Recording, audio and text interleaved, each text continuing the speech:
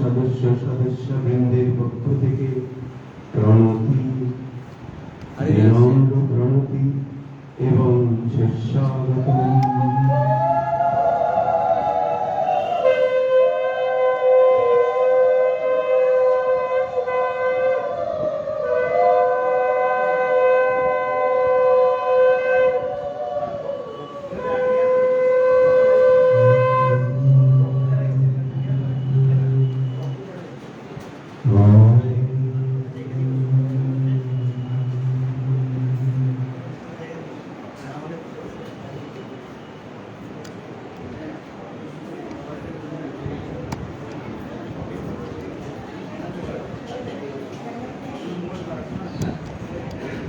ইতিমধ্যে আমাদের মধ্যে উপস্থিত হয়েছেন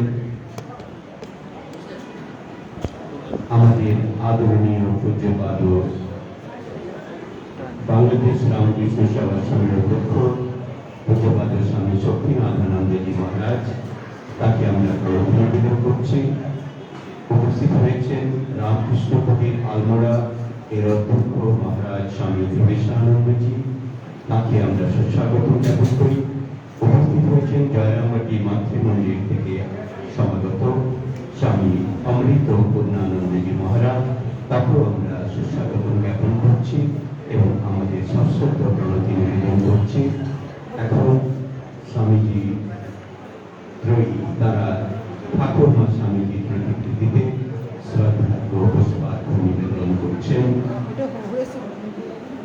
ভক্তমণ্ডলী, আপনারাও পরিধ্বনি দিতে পারেন। এখন ঠাকুরমা স্বামীজির চরণে ভক্তি অর্ঘ্য অর্পিত হচ্ছে। সেই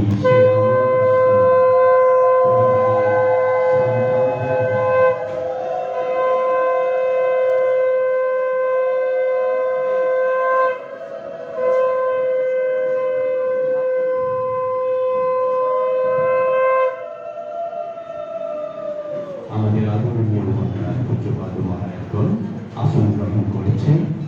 এখন আমি মঞ্চে আহ্বান করে নেব প্রাতিষ্ঠানিক উদ্বোধনী সঙ্গীত নিবেদনের জন্য লক্ষ্মী আচার্য মহোদয়। লক্ষ্মী আচার্য মহোদয় এবং তবলায় অনুষঙ্গ দেবেন বিষ্ণুপদ সেন।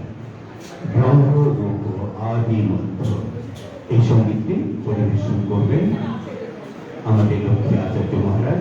আমরা লক্ষ্মী আচার্য স্যারকে অনুরোধ করছি মঞ্চে এসে তারা এই এবং আমাদের বিষ্ণুপদ বাবু তিনিও তবলায় অনুষঙ্গ দেবেন। আমাদের উপস্থিত মহারাজগণের উদ্দেশ্যে ঠাকুরমা স্বামীজির উদ্দেশ্যে এই ভক্তি গীতিটি উদ্বোধনী সঙ্গীত রূপে নিবেদিত হচ্ছে। শ্রী ভক্তমণ্ডলী সকলেই আসন গ্রহণ করুন এবং একটি সুন্দর পরিবেশের মধ্যে আমরা আজকের এই মহৎ অনুষ্ঠানটিকে নিবেদন করব। শুরু হচ্ছে উদ্বোধনী সঙ্গীত। সঙ্গীত কণ্ঠ দিচ্ছেন লক্ষ্মী আচার্য মহোদয়, তবলায় অনুসঙ্গ দিচ্ছেন বিষ্ণুপদ চ্যাটার্জী মহোদয়। শুরু করব।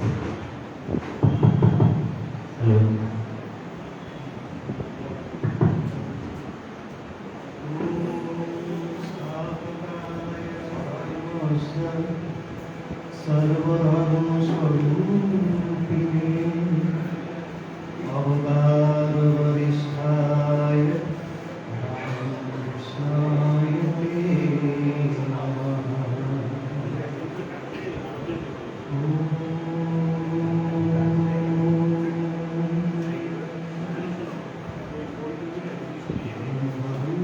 रूपमादिमध्युशेष सर्वभाषकम्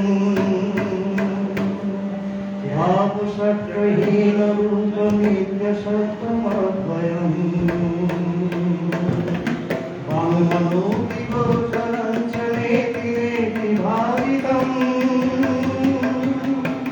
तन्नमामि देवदेवनाम कृष्णमीश्वरम् आविदेयविहरं सुरारिदैत्यनाशकम् साधुशिष्टकामदन्मयी शुभारभरकम् स्वात्मरूपतत्त्वकं युगे युगे प्रदर्शितम् तं नमामि देवदेवरामकृष्णमीश्वरम् सर्वभूत सर्वकर्मशूद्रवम्मकारणम् ज्ञानकर्म पापपुण्यतारतम्यसाधनम् बुद्धिवासु साक्षिरूप सर्वकर्मभाषणम् नमामि देवदेवरामकृष्णमीश्वरम् सर्वजीवपापनाशकारणं भवेश्वरम्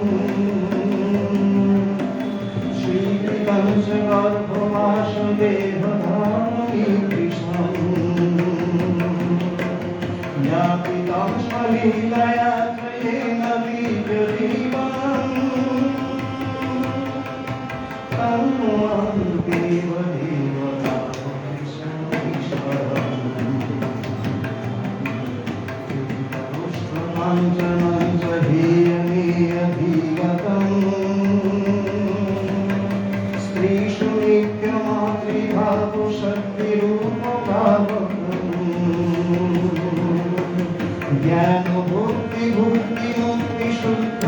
ज्ञानबुद्धिमुक्तिशुद्धबुद्धिदायकम् तं नमामि देवदेवरामकृष्णमीश्वरम्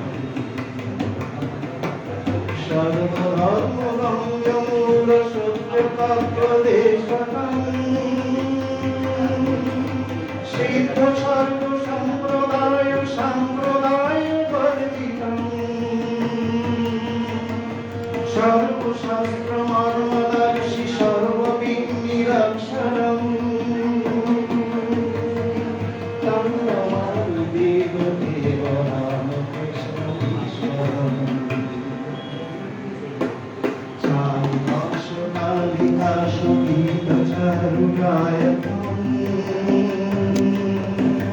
कीर्तनेषु मत्तवच्चमित्रभावविवहनम् श्रुतमेषु नायकं हि शोकतापबालकम्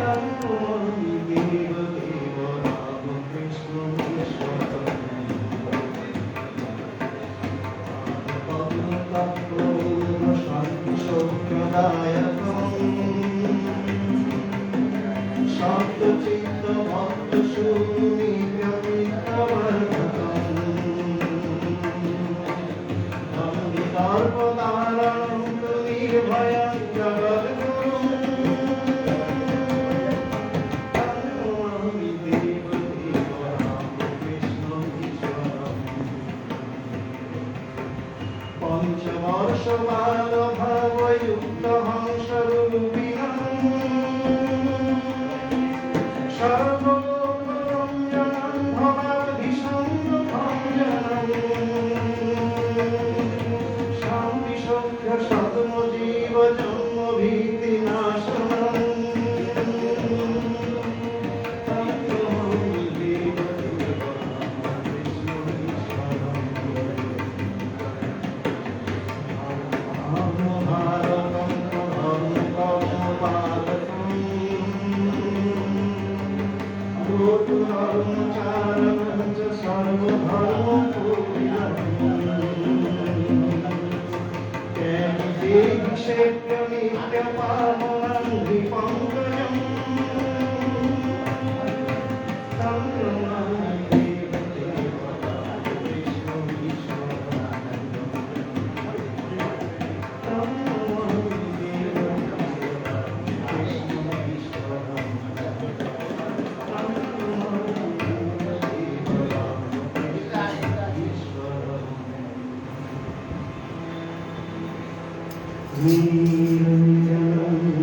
नित्यं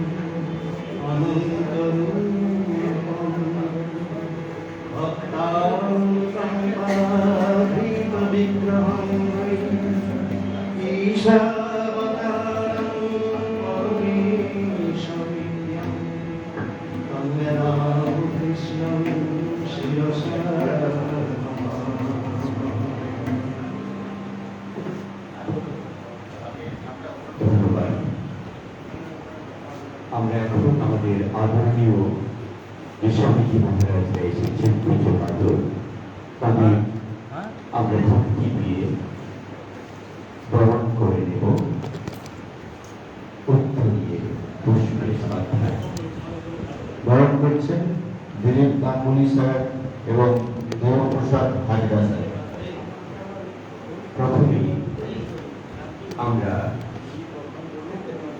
রামকৃষ্ণ কুটির আলমোড়া এর অধ্যক্ষ স্বামী ঘনশ্যামানন্দজি মহারাজ, বর্ষিয়ানী মহারাজকে আমরা বরণ করে নিচ্ছি।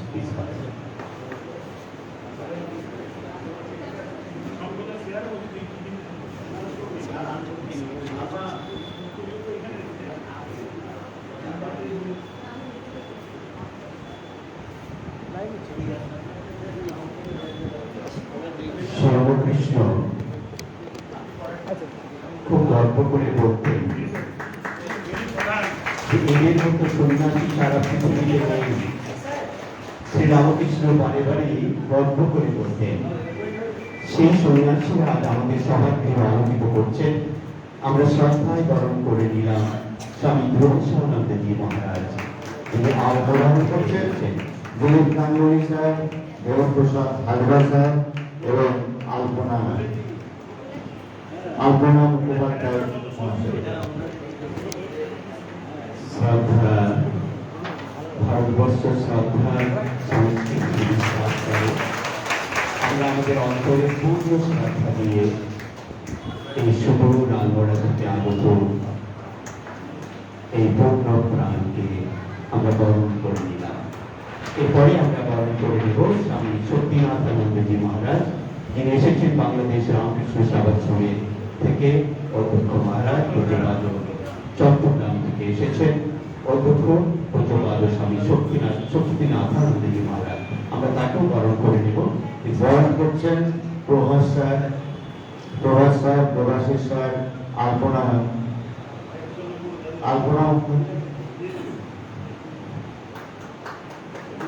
দিলীপ মুখোপাধ্যায় স্যার একটু আসবেন।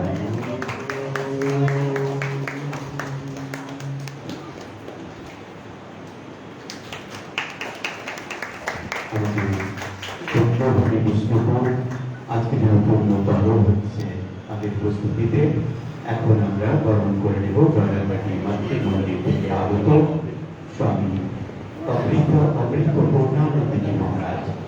স্বামী অমৃত পূর্ণানন্দজি মহারাজকে আমরা বরণ করে নিচ্ছি শ্রদ্ধায় ভক্তিতে।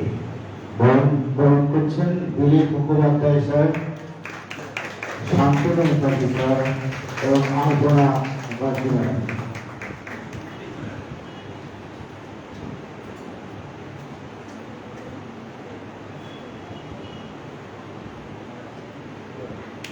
শান্তনু মুখার্জি স্যার এবং আলপনা প্রেমের সাধনায় স্বীকৃতি এরা সবাই কিন্তু অতুলনীয় এবং শুভ কর্মের মধ্যে দিয়ে সন্ন্যাসীগণ হয়ে ওঠেন অলস সামান্য পুরুষ। তাদের দিব্য উপস্থিতি ও অদ্ভুত ভাষণ আমাদের হৃদয়ে ভক্তির স্রোত সঞ্চালিত করবে, আমাদের দিব্য প্রেরণায় অভিষেচিত করবে। সেই দিব্য প্রেরণাকে গ্রহণ করার জন্য এখন আমাদের মনের দরজা খুলতে হবে। সখী ভক্ত মন্ডলী, একটু আকুল হতে হবে। কথামৃতে ঠাকুর বারবার বলছে, ঈশ্বর লাভ করো, তুমি এগিয়ে চলো, তুমি যেখানে আছো সেখান থেকেই শুরু করো। স্বামীজিও বলছে, stop not till the goal is reached. কি সেই লক্ষ্য? ঠাকুর বলছেন, ঈশ্বর বা ব্রহ্মকে জানা। কেন আমি ঈশ্বরের দিকে যাব? আনন্দের জন্য। জীবনের চরমতম লক্ষ্য হচ্ছে আনন্দ পাওয়া। তাই সেই ব্রহ্মানন্দের সন্ধানে আমাদের যাত্রা শুরু হচ্ছে। আমরা সেই মনীষীদের কথা, ঠাকুরমা স্বামীজির অমৃত কথা, তাদের সন্তান স্বরূপ শ্রীরামকৃষ্ণ সংঘের যারা সন্ন্যাসী সন্তান, তাদের কণ্ঠে, তাদের মুখোচ্চারিত সেই অমৃত কথাগুলি আমরা শ্রবণ করব। আমরা তাহলে তৈরি হচ্ছে। প্রথমে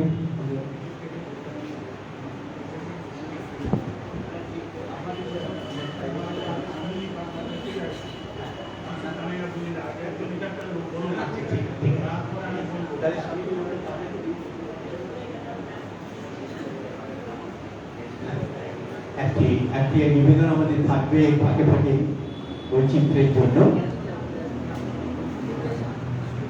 শহীদ পাঁজা মহোদয় তিনি স্বামীজিরই একটি ভাবনা, ছোট্ট ভাবনা নিবেদন করবেন আমার সবই ভক্ত মন্ডলীর জন্য। Please sir.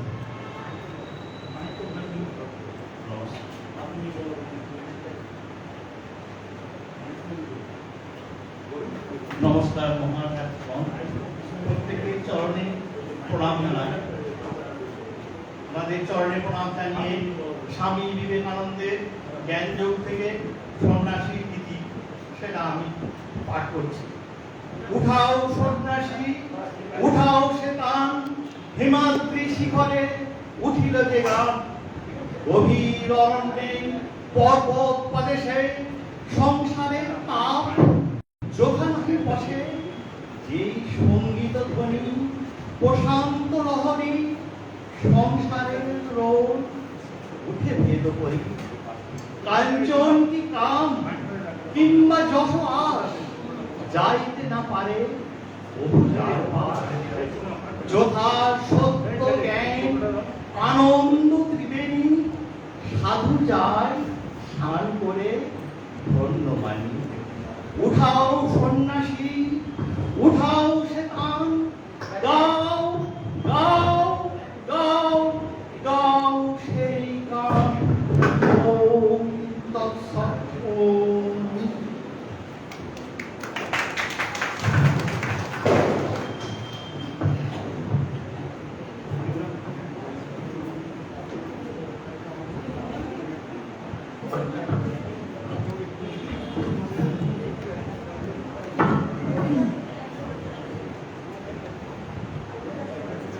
শুধু ভক্ত মন্ডলী, আমাদের স্বনির্বন্ধ অনুরোধ থাকছে, যখন আমাদের পূজ্যবাবু স্বামীজি মহারাজরা বলবেন তখন সভাগৃহের মধ্যে কেউ মুভমেন্ট করবেন না, দয়া করে সকলেই খুব সুন্দর করে মনটিকে রেডি রাখুন, কারণ যে কথাগুলি উচ্চারিত হবে সেগুলো অমৃত কথা, not the very ordinary words we talk about।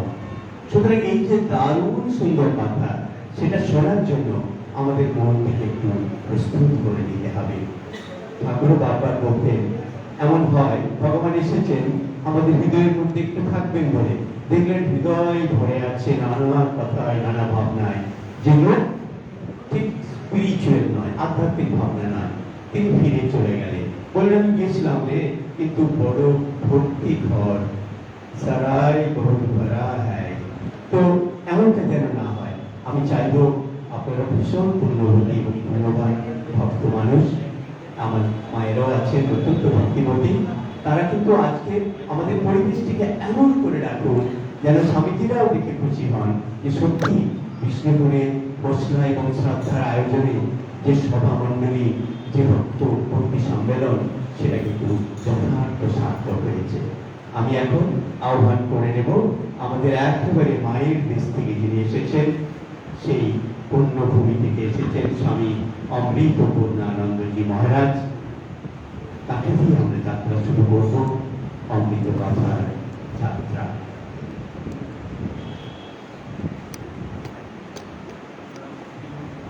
ঠিক আছে, ঠিক আছে।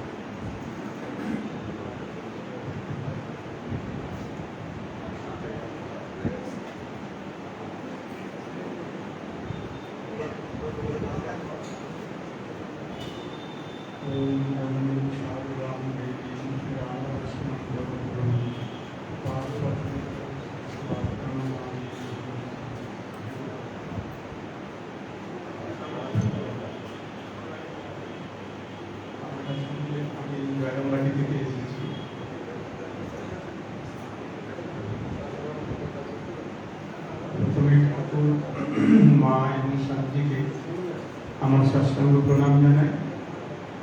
মঞ্চে উপবিষ্ট স্বামী প্রবেশানন্দজি মহারাজ এবং স্বামী শক্তিনাথানন্দজি, যিনি বাংলাদেশের চট্টগ্রাম থেকে এসেছেন, দুজন প্রবীণ সন্ন্যাসীকে আমার সভাপতি প্রণাম জানাই এবং হজলার পক্ষ থেকে যারা এই অনুষ্ঠান আয়োজন করেছেন তাদের সকলকে আমার শুভেচ্ছা নমস্কার।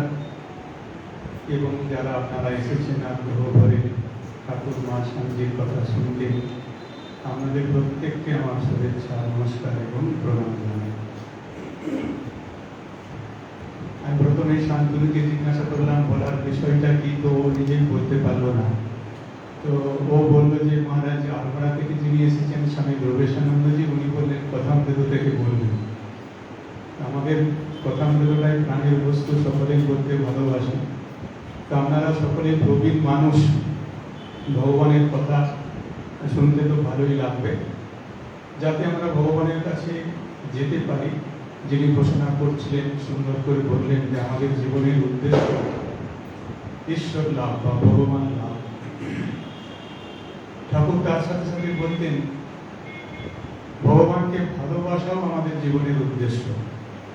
আমাদের জীবনের উদ্দেশ্য যেরকম ভগবানকে লাভ করা, সেরকম আমাদের জীবনের উদ্দেশ্য ভগবানকে ভালোবাসা।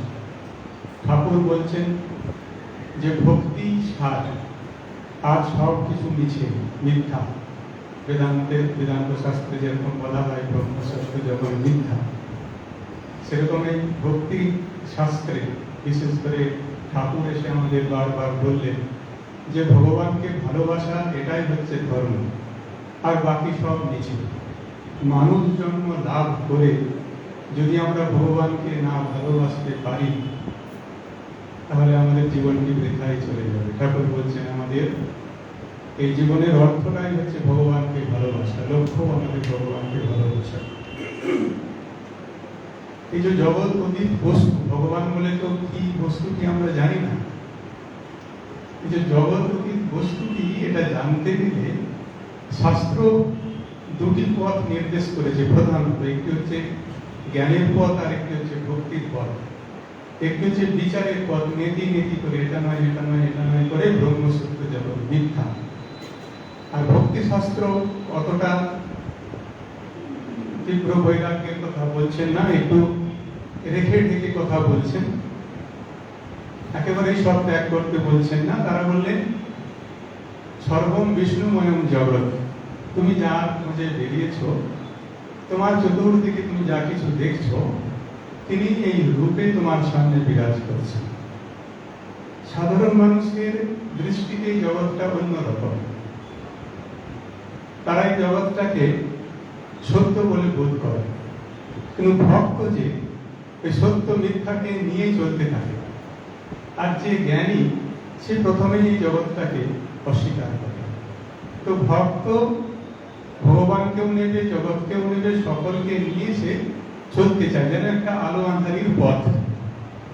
এই পথে চলতে চলতে ভগবানকে লক্ষ্য করে সে যখন এগিয়ে যাবে, সে ওই একই জায়গাতেই পৌঁছাবে। ঠাকুর বলছেন শুদ্ধ জ্ঞান আর শুদ্ধা ভক্তি একই, কিন্তু ভক্ত ওটা প্রথমে বুঝতে পারে না।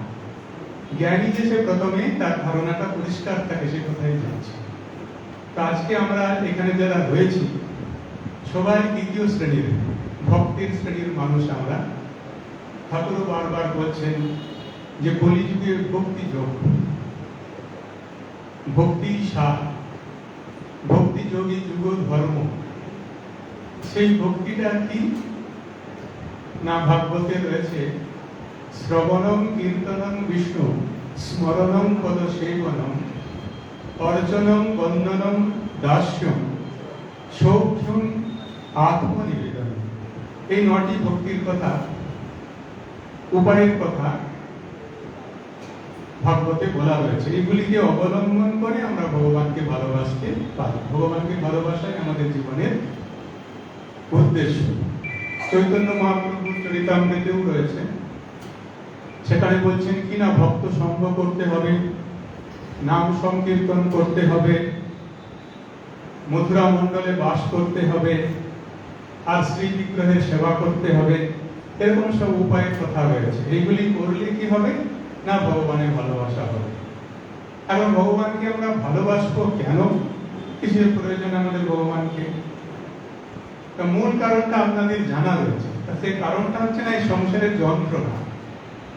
আমরা সকলেই আনন্দ পেতে চাই, আমরা আনন্দের সন্তান। ভগবান বলেন সৎ চিৎ আনন্দ স্বরূপ। সেই আনন্দকে পেতে চাই আমরা, কিন্তু সংসারে সেই আনন্দটা আমরা পাচ্ছি না। যদিও সেই আনন্দটাই বিষয় আনন্দ হয়ে বিভক্ত হয়ে রয়েছে, কিন্তু ওর সাথে যন্ত্রণাটাও রয়েছে।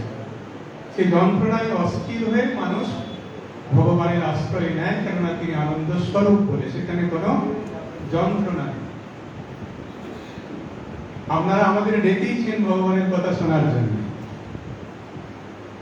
তো সেখানে কোনো যন্ত্রণা নেই, সেখানে শুধু আনন্দ। সেখানে যদি আমরা পৌঁছাতে পারি, কিন্তু পৌঁছানোর অনেক রকমের উপায় আছে। যেমন বললাম ভাগবতীর নবদম্পতির কথা, চৈতন্য চরিতামৃতের কথা, সেরকম ঠাকুর বলছেন 6টির কথা। একটি হচ্ছে সর্বদা তার নাম গুণগান করতে হবে, ভগবানের কাছে প্রার্থনা করতে হবে, নির্জনে গিয়ে একটু চিন্তা করতে হবে, সদসৎ বিচার করতে হবে, সৎ সঙ্গ করতে হবে, আর ঠাকুর বললেন একটু নিষ্কাম কর্ম করতে হবে। যেই সংসারটা হচ্ছে কর্মভূমি, সেখানে কিসের অভ্যাস করতে হবে? নিষ্কাম কর্মের অভ্যাস করতে হবে, সকাম নয়। স্বার্থ সেখানে থাকবে না। সাধারণত আমাদের কর্মটা স্বার্থযুক্তই হয়ে যায়। এইগুলো হচ্ছে উপায়। যে কোনো একটাকে যদি আমরা আশ্রয় করতে পারি, তাহলে আমরা ভগবানের কাছে পৌঁছাতে পারবো। 9টার দরকার নেই, 6টার দরকার নেই, 5টার দরকার নেই, একটাকে আশ্রয় করলেই হবে। শুধু তার যদি আমরা নাম করতে পারি, তাহলেও আমরা ভগবানের কাছে পৌঁছাবো।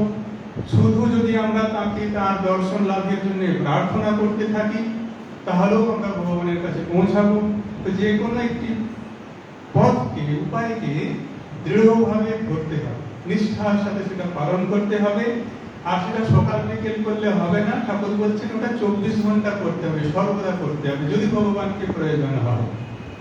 যদি সকাল বিকেল করি, সেটা ওই একটা চলতে থাকবে আর কি, গতানুগতিক চলতে থাকবে। ভগবানকে যদি আমরা সত্য সত্যই চাই, তাহলে সকাল বিকেল করলে হবে না, ওটা নিরন্তর করতে হবে। শাস্ত্রে সেই কথাই বলছেন, ঠাকুরও সে কথাই বলছেন। সর্বদা তার নাম গুণগান, সর্বদা তার প্রার্থনা করতে হবে, সর্বদা সৎসঙ্গ করতে হবে, সর্বদা বিচার করতে হবে, সর্বদা। এই কথাটি ঠাকুর বারবার বলছেন। যদি আমাদের ভগবানকে প্রয়োজন হয়, আমরা ভগবানকে চাই, ভগবানকে ভালোবাসতে চাই, আমাদের সর্বদাই লেগে থাকতে হবে ভগবানের পিছনে। এটি হচ্ছে উপায়। এটি আমাদের এখন সাধন করতে হবে, না সাধন করলে তো হবে না, ওই বস্তু লাভ হবে না। গীতায় ভগবান বলছেন, ঠাকুর যেমন এখানে বললেন সর্বদা, গীতায় ভগবান বললেন অনন্য চেতা সততাম যোমাম স্মরতি নিত্যসহ। অনন্য চেতা, অন্যদিকে মন দিলে হবে না। যে মনটুকু আপনার রয়েছে, সব মনটাই ভগবানকে দিতে হবে। অনন্য চেতা, অনন্য চেতা হয়ে তাকে নিত্য সর্বদা ডাকতে হবে। তখন কি হবে না, ভগবান বলছেন তস্যাহং সুলভ পার্থ নিত্যযুক্তস্য যোগিনাঃ। সেরকম যে নিত্যযুক্ত যোগী, যে সর্বদা আমার কাছে আমার প্রার্থনা করে, আমার দর্শনের জন্য, আমার কৃপা লাভের জন্য, তার কাছে আমি সুলভ। যে নিত্য তার নাম করে, তার কাছে প্রার্থনা করে, আর অনন্য চেতা হয়ে করে, তার কাছে তিনি সুলভ। আর বাকিদের কাছে বিপরীতটা দুর্লভ। না করলে দুর্লভ হয়ে গেলেন ভগবান। তো আমাদের ভগবানকে পেতে হলে সব শাস্ত্র একই কথা বলছেন, নিরন্তর সর্বদাই ভগবানের নাম গুণগান করতে হবে, প্রার্থনা করে যেতে হবে। আপনি জানুন না জানুন, লেগে থাকতে হবে। ঠাকুর বলছেন কেউ যদি না জেনেও জগন্নাথের উদ্দেশ্যে যাত্রা করে, আর সে দক্ষিণ দিকে না গিয়ে পশ্চিম দিকে চলে যায়, কেউ না কেউ তাকে সেও জিজ্ঞাসা করবে, বা কেউ না কেউ তাকে প্রশ্ন করবে আপনি কোথায় যাচ্ছেন। তখন ঠিক পথ বলে দেবে, সে আবার জগন্নাথের উদ্দেশ্যে রওনা হবে, পুরী যাবে, জগন্নাথ দর্শন করবে। কিন্তু তাকে হাঁটতে হবে, লক্ষ্যকে সামনে রেখে হেঁটে যেতে হবে, মানে আমাদেরকে সাধন করে যেতে হবে। যদি আমরা করতে পারি, তাহলে আমরা ভগবানের দর্শন লাভ করব, ভগবানের কৃপা লাভ করব। আর যদি না করি, বিপরীতটা হবে না আমাদের। যেমন সংসারে যন্ত্রণা আমরা ভোগ করছি, ওই ভোগই হবে। আবার সুন্দর ভগবান কথা বলছেন গীতাতে, সর্বধর্মাৎ পরিত্যাজ্য মামেকং শরণং ব্রজ।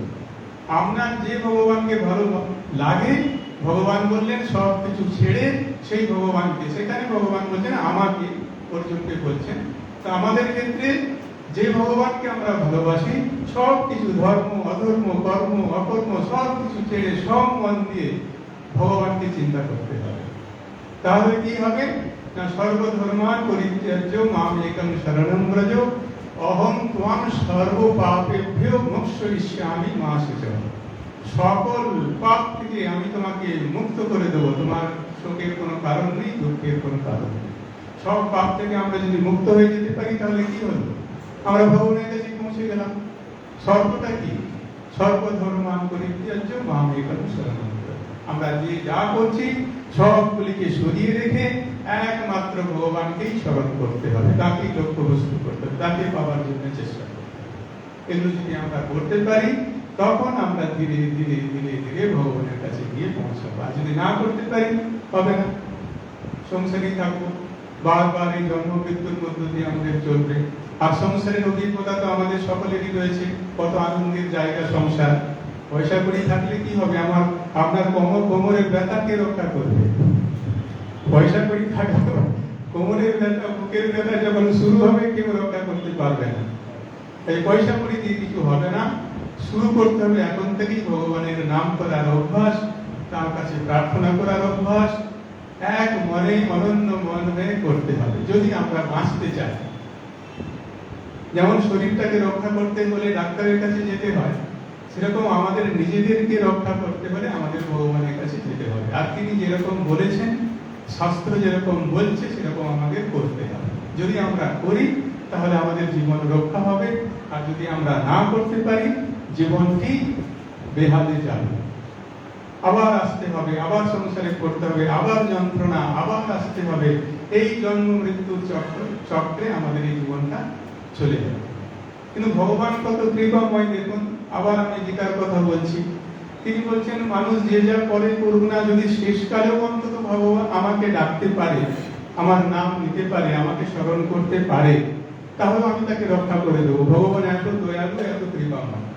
বললেন অন্তকালে সমামেব স্মরণ মুক্ত্বা কলেবরম যঃ প্রয়াতি সমদ্ভাবম জাতি নাস্ত্যত্র সংশয়। কোন সংশয় নেই, সে আমাকে লাভ করবে, আমার ভাব প্রাপ্ত হবে, আমার স্বরূপ প্রাপ্ত হবে যদি সে যাবার সময় আমাকে স্মরণ করে। অন্তকালে সমামেব স্মরণ মুক্ত্বা কলেবরম, যদি শরীর ছাড়তে পারে, এইটুকুও ছাড়পত্র ভগবান দিয়ে দিলেন। কিন্তু বিষয়টা এত সহজ নয়, তার জন্য আমাদের অভ্যাস করতে হয়, না হলে অন্তকালে ও আসবে না। ও আলু বেগুন পটল মূলই আসবে, ভগবান আসবে না। তো তার জন্য অভ্যাস করতে হয়। এই সুন্দর সুন্দর কথা শাস্ত্রে রয়েছে, আমি সামান্য বললাম। মহারাজরা রয়েছেন আমার চেয়ে অনেক অনেক অনেক সিনিয়র তারা। আমি তো ছোট মুখে বড় কথা আপনাদের শোনালাম, মহারাজরা বলবেন তাদের অভিজ্ঞতার কথা, ঠাকুরের কথা, শাস্ত্রের কথা, আমরা সবাই মিলে শুনবো। আমার এই ক্ষুদ্র বক্তৃতা এখানেই শেষ করলাম। আপনারা সকলে ভালো থাকবেন, আনন্দে থাকবেন। ঠাকুর মা স্বামীজির কাছে প্রার্থনা করি তারা যেন উত্তরোত্তর তাদের দিকে আমাদেরকে নিয়ে যান, এই তাদের কাছে আমার বৈকান্তিক প্রার্থনা। ধন্যবাদ, নমস্কার, মহারাজদের আমার প্রণাম। এতক্ষণ পূজ্যপাদ স্বামী অমৃত পূর্ণানন্দজি মহারাজ একদম অমৃত কথা দিয়ে সভাকক্ষটিকে ভরিয়ে রেখেছিলেন। তার কথার মধ্যে যে আনন্দের খোঁজের কথা বললেন, আমরা তো জগতে আছি, বিষয়ানন্দে আছি, বেশ আছি, আর সেই বিষয়ানন্দ থেকে ব্রহ্মানন্দের পথে যাত্রা। সেই ব্রহ্মানন্দের আস্বাদন যে একবার পাবে, বিষয়ানন্দ তার কাছে ভীষণ ভীষণ বিস্বাদ লাগবে। তো মহারাজকে আমরা ভক্তি বিনম্র চিত্তে তাকে সাধুবাদ জ্ঞাপন করছি, এত সুন্দরভাবে ভক্তির পথের দিশা দেখিয়েছে। এখন আমরা একটি সঙ্গীত পরিবেশনে যাব। বিষ্ণুপদ চট্টোপাধ্যায় তিনি এই ভক্তিগীতি পরিবেশন করবেন। দুলাল মন্ডল স্যার তিনি তবলায় অনুসঙ্গ দেবেন, আর ভক্তমণ্ডলী ভাবে যদি তালি দেন ঠিক ঠিক লয়ে তালি দিতে পারে, তবে লয়টুকু রক্ষা করতে হবে, কারণ পৃথিবী লয়ের উপর দাঁড়িয়ে আছে। লয় থেকে আমরা যেন ছোট না করি।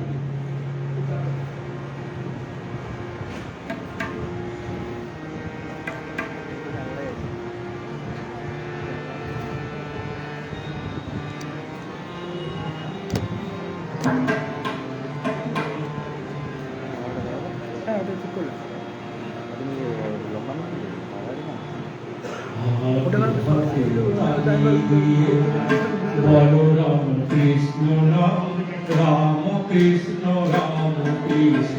একাধারে কৃষ্ণ নাম হাতে হাতে তালি দিয়ে বলো রাম কৃষ্ণ নাম রাম কৃষ্ণ একাধারে কৃষ্ণ নাম রাম কৃষ্ণ নাম বলো বিরাম কলির তারক ব্রহ্ম রাম কৃষ্ণ নাম রাম কৃষ্ণ নাম বলো বিরাম কলির তারক ব্রহ্ম রাম কৃষ্ণ নাম হাতে হাতে তালি দিয়ে বলো রাম কৃষ্ণ নাম রাম কৃষ্ণ একাধারে কৃষ্ণ নাম রাম কৃষ্ণ একাধারে কৃষ্ণ নাম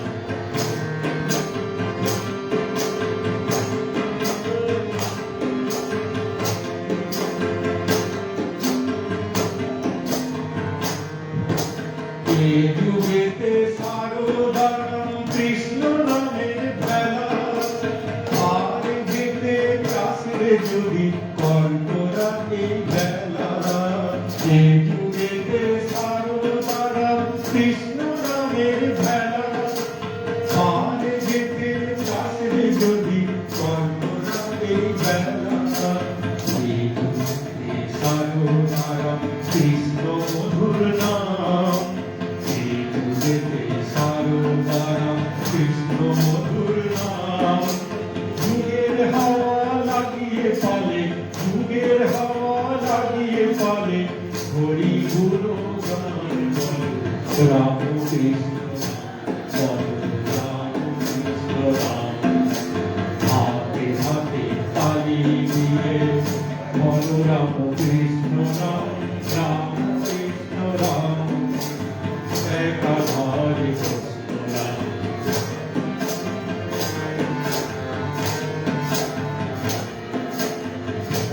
শরণাগতির কোনো বিকল্প যে নাই সংসারকে নিতে কেন উড়ে মর ভাই শরণাগতির কোনো বিকল্প যে নাই সংসারকে নিতে কেন উড়ে মর ভাই মরি মরি রাম কৃষ্ণ মধুর নাম গান মরি মরি রাম কৃষ্ণ মধুর নাম গান সারদা নামের সাথে পুরো গান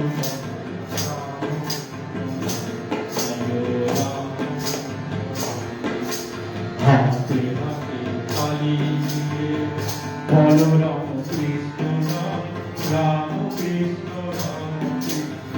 একাধারে কৃষ্ণ নাম রাম কৃষ্ণ একাধারে কৃষ্ণ নাম রাম কৃষ্ণ নাম বলো বিরাম কলির তারক ব্রহ্ম রাম কৃষ্ণ নাম রাম কৃষ্ণ নাম বলো বিরাম কলির তারক ব্রহ্ম রাম কৃষ্ণ নাম হাতে হাতে তালি দিয়ে বলো রাম কৃষ্ণ নাম রাম কৃষ্ণ একাধারে কৃষ্ণ নাম রাম কৃষ্ণ একাধারে কৃষ্ণ নাম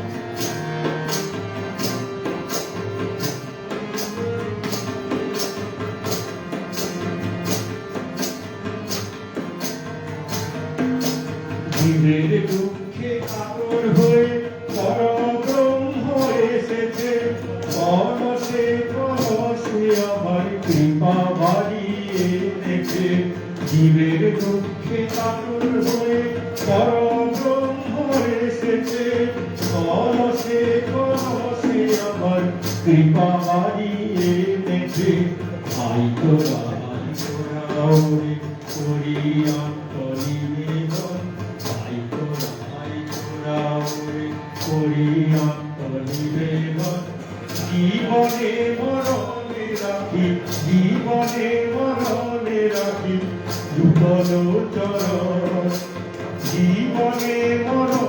রাখি অভয় চরণ বল রাম কৃষ্ণ নাম বল রাম কৃষ্ণ নাম হাতে হাতে তালি দিয়ে বল রাম কৃষ্ণ নাম রাম কৃষ্ণ এক হরে কৃষ্ণ রাম কৃষ্ণ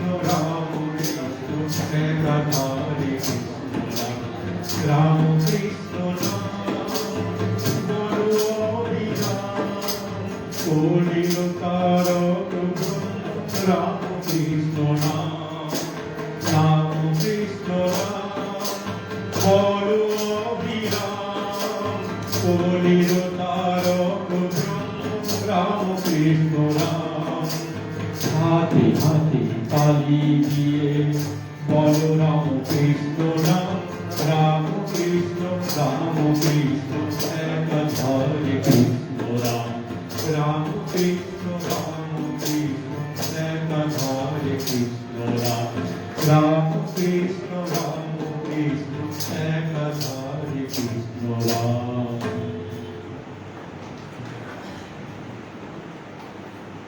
ধন্যবাদ। একটি সুন্দর ভক্তিগীতি পরিবেশন করলেন কৃষ্ণপদজি।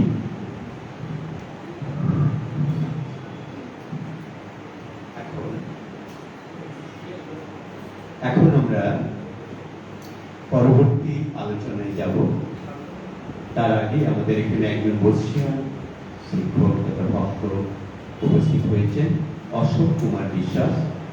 তিনি অক্ষয় কুমারের পুঁথির উপর একটি নিজের ইন্টারপ্রিটেশন করেছেন, শ্রীরামকৃষ্ণ মহিমায় পুঁথি। এই তিনটি পুঁথি তিনি নিবেদন করবেন স্বামীজিদের মঙ্গল হস্তে। প্রথমে আমরা স্বামী শক্তিনাথানন্দজির হাতে তুলে দিলেন স্বামী ধবেশানন্দজির হাতে। তার লেখা এই পুস্তকটি তুলে দিয়ে তিনি কৃতার্থ বোধ করছেন, ঠাকুরের সন্তানদের হাতে তুলে দিয়ে নিশ্চয়ই তিনি আহ্লাদিত বোধ করছেন। লেখককেও আমরা অভিনন্দন জ্ঞাপন করছি। তার সৃষ্টি তিনি তুলে দিচ্ছেন ঠাকুরমা সন্তানদের হাতে।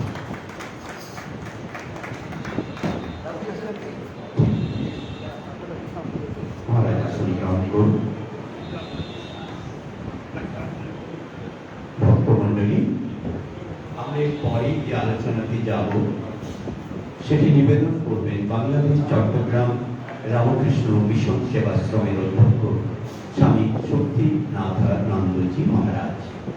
সুদূর বাংলাদেশ থেকে এসেছেন ভক্তি বিতরণ করার জন্য, প্রেম বিতরণ করার জন্য। এরা সবাই হচ্ছেন শ্রীরামকৃষ্ণ ঘরানার যারা সন্ন্যাসী, তারা অক্লেশে সাধারণের মঙ্গলের জন্য নিবেদিত প্রাণ। বহু জন হিতায়, বহু জন সুখায় নিবেদিত এই জীবনগুলি। এখন আমি আহ্বান করব সুদূর বাংলাদেশ চট্টগ্রাম থেকে আলোচিত চট্টগ্রাম রামকৃষ্ণ মিশন সেবাশ্রমের অধ্যক্ষ স্বামী শক্তিনাথানন্দজি মহারাজ। তার অমৃত ভাষণ তিনি পেশ করবেন। মহারাজের কাছে বিনম্র প্রার্থনা।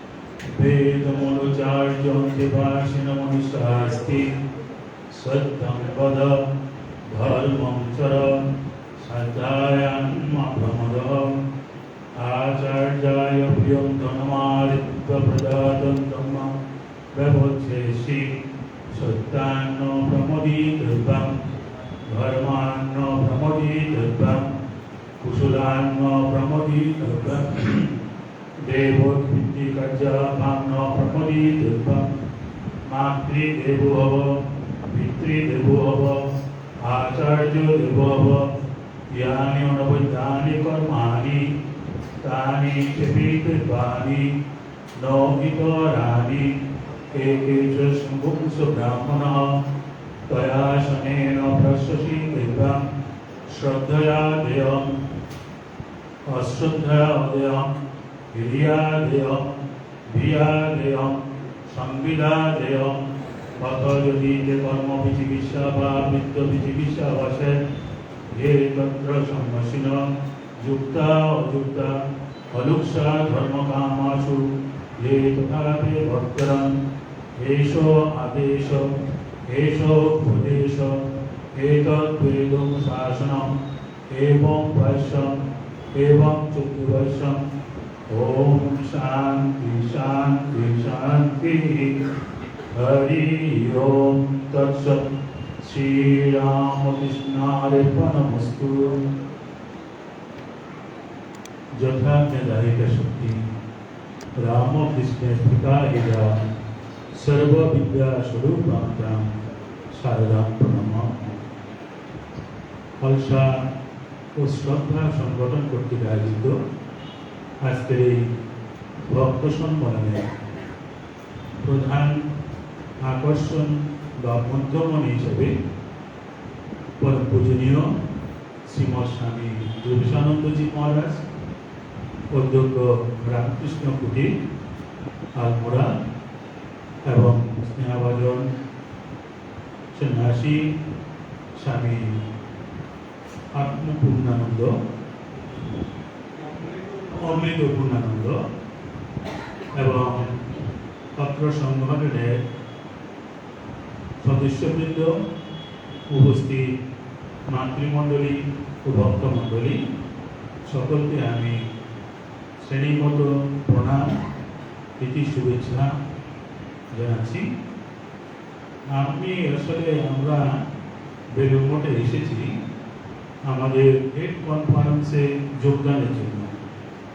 পূজনীয় মহারাজ আমাকে স্নেহ করেন, আমি 5 মাস আগে ওনার আহ্বানে আলমোড়া গিয়েছিলাম। সেখানে একটা রিট্রিট প্রোগ্রামে আমি উপস্থিত থাকতে পেরেছিলাম।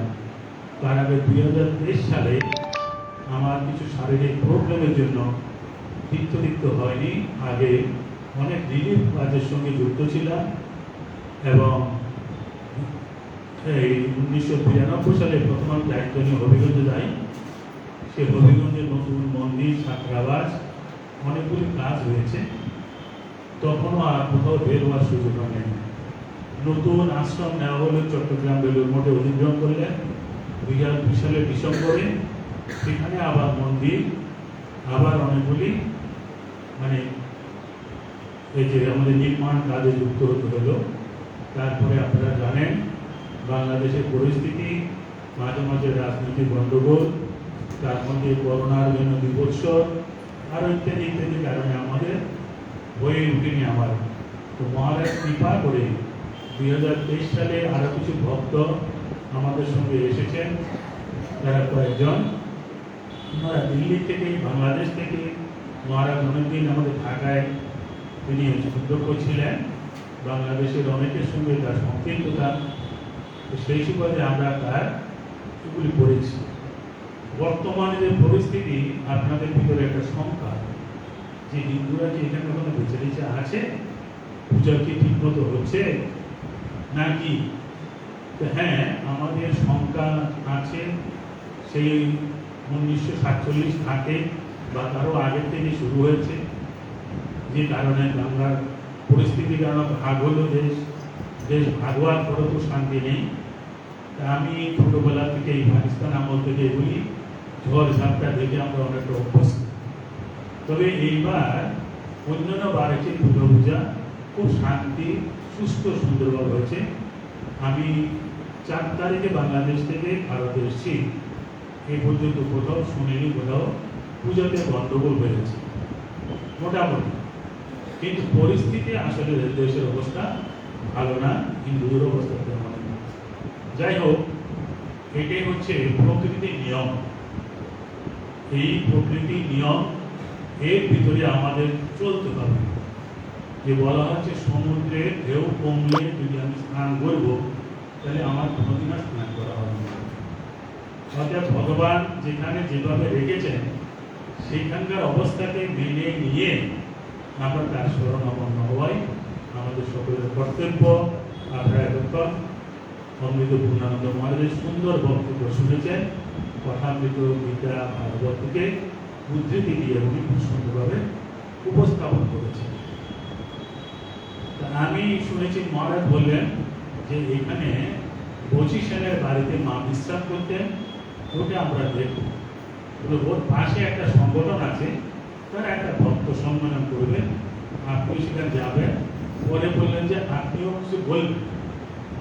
যাই হোক, আমরা সাধু সন্ন্যাসী, আমরা তো নিজের কথা বলি না, ঠাকুরের কথা, মায়ের কথা, স্বামীজির কথা, শাস্ত্রের কথা যতটা তিনি বলার ততটুকু বলি। তবে আমি বাংলাদেশের প্রায় জায়গাতেই বলি যে আমি যে বেদের মন্ত্রটি পাঠ করলাম, মুনি ঋষিগণ আমাদের জীবনটাকে 4টা ভাগে ভাগ করে দিয়েছেন।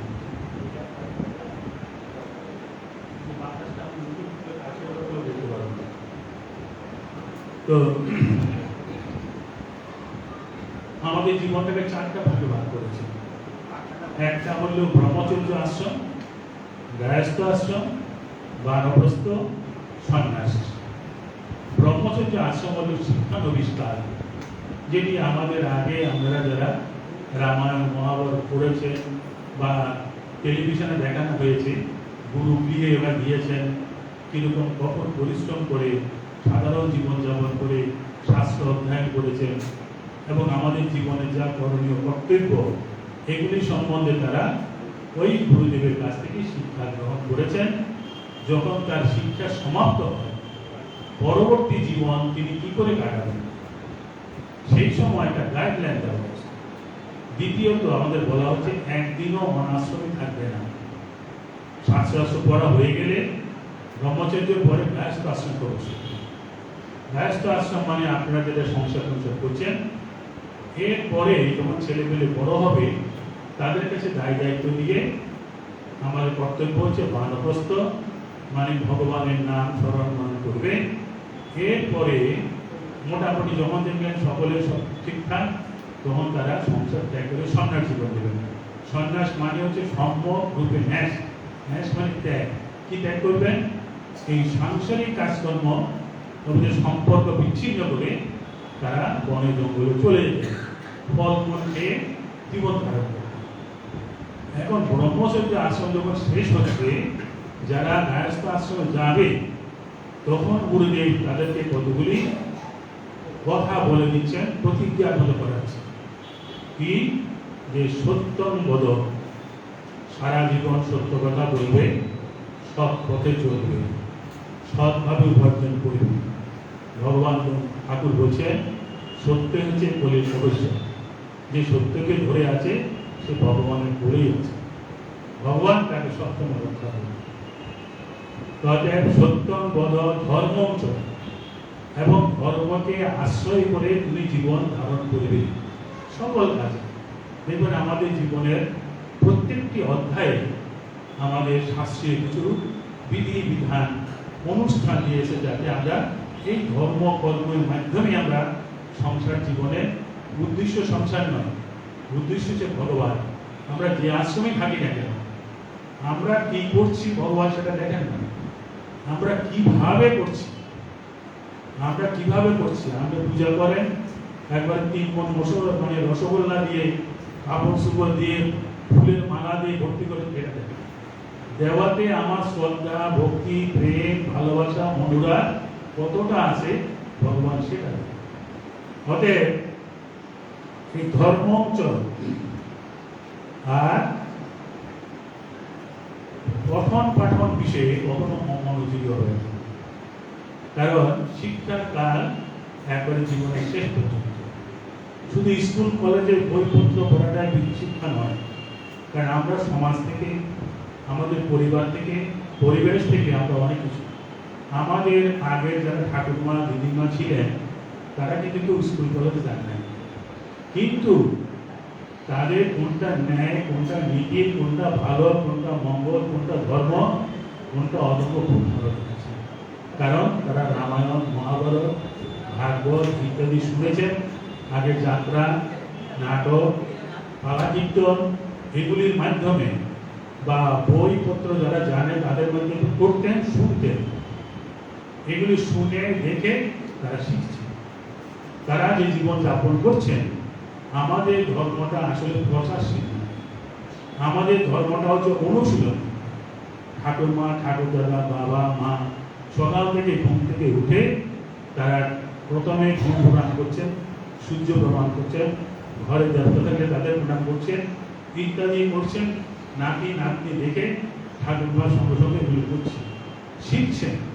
কিন্তু এখনকার জীবনটা শহর ভিত্তিক, আমরা জীবন অত্যন্ত ব্যস্ত, আমরাও করি না, ছেলেরা শিখে না। আমরা কেবল 4-5টা মাস্টার রাখি, গান শিখাই, আবৃত্তি শিখাচ্ছি, আমরা নাচ শিখাচ্ছি, কিন্তু কি করে যে মানুষ হবে সেই শিক্ষাটা আমরা দিতে পারছি, সেই শিক্ষাটা আমরা দিতে পারছি। অতএব আমাদের শাস্ত্র আমাদেরকে এগুলি করছে, এবং তারা বলছেন মাতৃদেব ভব, পিতৃদেব ভব, আচার্য দেব ভব, অতিথি দেব ভব। এই মাতা, পিতা, আচার্য, অতিথিকে দেবতা জ্ঞানে সেবা করবে। বাড়িতে অতিথি আসলে অতিথি নারায়ণ। অতিথি যদি অভুক্ত অবস্থায় সৎকার না পেয়ে চলে যায়, গৃহস্থের যত সুখ, ফল, কর্মের ফল আছে সব নিয়ে যায়, তাকে আরো উল্টো অভিশাপ দিয়ে যায়। অতএব এইগুলি আমাদের একটা ট্রেডিশন ছিল মানুষের। আর বলছেন যেগুলি মানে প্রশংসনীয় কার্য সেইগুলি তুমি করবে, যেগুলি নিন্দনীয় কার্য এগুলি করবে না। আর তোমার সাধ্য মতো শ্রেষ্ঠ জিনিস মানুষকে তুমি দান করবে, শ্রদ্ধার সঙ্গে দিবে, বিনয়ের সঙ্গে দিবে, এবং কোনো ঔদ্ধত্যপূর্ণ আচরণ দিবে না। কোনো শ্রদ্ধা দেয়, অশ্রদ্ধে অদেয়, অশ্রদ্ধা করে নেই ভিতরে নিয়ে যাও, এরকম না। সে যে আপনার থেকে নিল, স্বামীজি বলছেন সেই জন্য তুমি নিজেকে ধন্য মনে করো, কারণ তুমি দেওয়ার মতো উপযুক্ত পাত্র পেয়েছ, তাকে তিনি তোমারটা গ্রহণ করেছে। অতএব সেই জন্য আমি দিয়ে ধন্য। স্বামীজির জন্য আমাদের কর্মটাকে যেভাবে পূজা জ্ঞানে করতে বলছে, যেমন আমরা দেবতাকে ফুল, বেলপাতা, পূজা করি, সাধারণ মানুষকে সেইভাবে সেই দৃষ্টিভঙ্গি, যে অসুস্থ তাকে মানে ওষুধপত্র দিয়ে, যার ঘর বাড়ি নেয় তাকে বাড়ি দিয়ে, যার খাবার নেয় তাকে খাবার দিয়ে, এইভাবে শ্রদ্ধার সঙ্গে মানে তাকে দেবতার জ্ঞানে সেভাবে করার বিধান দিয়েছে। তো এগুলি হচ্ছে কি আমাদের শাস্ত্রীয় শিক্ষা। এবং আমরা যদি এগুলি অনুশীলন করি, জীবনে আচরণ করি, আমাদের ছেলে মেয়েরা দেখবে, শিখবে। শুধু বললে শোনে না, বলার মাধ্যমে কোনো দিনও বাচ্চারা এরা দেখছে বলে একরকম, করে আরেকরকম। অতএব সেও জানে আমাকে এদের বলার জন্য স্কুলে আমাদের অনেক ভালো ভালো কথা শেখায়, তো ছেলে মেয়ে তো ভালো হয় না, কারণ এগুলি পরীক্ষার জন্য ভালো ভালো করতে হয়। অতএব ধর্ম, কর্ম, আমাদের আচরণ আমরা যেন সাবধান করি। একটা জিনিস আমাদের মহারাজ বারবার বলছে, এই ধর্ম অনুশীলন চিরজীবন করতে হবে। ধর্ম কেন করতে হবে? আনন্দে থাকার জন্য, ঈশ্বরের প্রাপ্তির জন্য। মহাভারতে যুদ্ধ হয়েছে কাদের সঙ্গে? ভাই ভাই তাদের যুদ্ধ হয়েছে। এই দুর্যোধন দুর্বিনীত, হিংসুটে, লোভী, প্রবঞ্চক, তস্কর বলা চলে, সমস্ত অসৎ গুণগুলি তার কাছে বিদ্যমান। দেখছেন একমাত্র কারণ হচ্ছে সে। অর্থাৎ তাকে বয়োজ্যেষ্ঠরা, গুরুজনরা, মুনি ঋষিরা, তার মা বাবা সকলেই বুঝিয়েছে যুদ্ধ না করার, কিন্তু কারো কথা শুনে শেষ পর্যন্ত ভগবান শ্রীকৃষ্ণ গেলেন। শ্রীকৃষ্ণকে সে বলছেন, জানামি ধর্ম ন চমে প্রবৃত্তি, জানামি অধর্ম ন চমে প্রবৃত্তি। আমরা কি ধর্ম কর্ম জানি না, ন্যায় নীতি জানি না, শাস্ত্রের বিধিবিধান জানি না এ কথা কিন্তু না, আমরা অনেক জানি, কিন্তু দুর্যোধনের মতো জানামি ধর্ম নচমে প্রবৃত্তি, তাহলে কি প্রবৃত্তি হয় না, ইচ্ছা হয় না, তাহলে কি আমাদের করি না? আমরা করি। সেটা করি কি জন্য? স্বামীজি বলছে আমরা ধর্ম করি দুটো কারণে, একটা হচ্ছে লোভে, একটা হচ্ছে ভয়ে। লোভ মানে এই যে দেবতার পূজা করলে তার থেকে এই যে যিনি আশীর্বাদ আমরা পাবো, যদি না করি তাহলে এই অমঙ্গল হবে, এই খারাপ হবে, ভয়ে আমরা থাকি। আর আমাদের কিছু কামনা থাকে, বাসনা থাকে, সাধারণ মানুষ থাকবে, আগে বলছেন ভগবানের কাছে একবার কার কাছে যাবে, কিন্তু কাঙ্গালের মতো সবসময় কি চেয়ে যাবে? ধন দৌলত এটা ওটা। আমরা চাই ছেলেটার ভালো চাকরি হোক, মেয়েটার ভালো জামাইয়ের কাছে পড়ুক, নাতি নাতনি হোক, এটা হোক সেটা হোক, সব মানে আমাদের কামনা তিনটি আছে, একটা পুত্রৈষণা, বিত্তৈষণা, লোকৈষণা। মানে সংসারে প্রজা বৃদ্ধি হোক, ছেলে মেয়ে মৃত্যু হোক, সকলে চাই। ছেলে মেয়ে হলে তো হবে না, এগুলো লালন পালন করতে অর্থ দরকার। তাহলে বিত্তৈষণা, জায়গা জমি, টাকা পয়সা, ব্যবসা বাণিজ্য, এগুলিও চাই। তারপরে লোকৈষণা, মরার পরে যেন একটা ভালো জায়গায় স্থান হয়, দেবলোকে, পিতৃলোকে, ঋষিলোকে, স্বর্গলোকে, সকলকে আমরা স্বর্গে যাব। কিন্তু আমাদের শাস্ত্র স্বর্গকে টার্গেট করে না, বলছে মুক্তি। মুক্তি কারণ স্বর্গে গেলেও তোমাকে ফিরতে হবে। আব্রহ্ম ভুবনা যোগা পুনরাবর্তিত নর্জিত। যদি তুমি ব্রহ্মলোকে যাও সেখান থেকে তো ফিরতে হবে কেন? তে তম ভুক্তা ভূষাদম ব্রহ্মলোকম ক্ষীণে পুণ্যে মর্তলোকম প্রসন্ন। যে তুমি পুণ্য কর্ম করলে, দান ধর্ম করলে, তার জন্য তুমি স্বর্গে গেলা। স্বর্গে যাওয়ার পরে ক্ষীণে পুণ্যে, পুণ্যফল শেষ, কারণ আমরা রিটার্ন টিকিট কাটি যাই, আবার তোমাকে নেমে আসতে হবে। নাইমে এবার মানুষ হবে না, পশু যাতে ঠিক নাই, অতএব আমাদেরকেও সেইভাবে। এই জন্য বলছে আমাদের হলো মুক্তি। কোথা থেকে? বন্ধন। কিসের বন্ধন? মায়ার বন্ধন। যে মায়ায় আমাদেরকে সংসারে আবদ্ধ করে দিয়েছে, এটার থেকে বন্ধন। সেই জন্য অর্জুন শ্রীকৃষ্ণের পড়ছে অথবা কেন প্রযুক্ত পাপম চলতে পুরো অনিচ্ছনভাবে বাসনীয় বলা দিব নিয়ে যেত। অর্জুনের ভিতরে সদ্গুণ ছিল, সংস্কার ছিল, ন্যায় নীতি ছিল, ধর্মভাব ছিল। তিনি দেখলেন সংসারের চিত্র।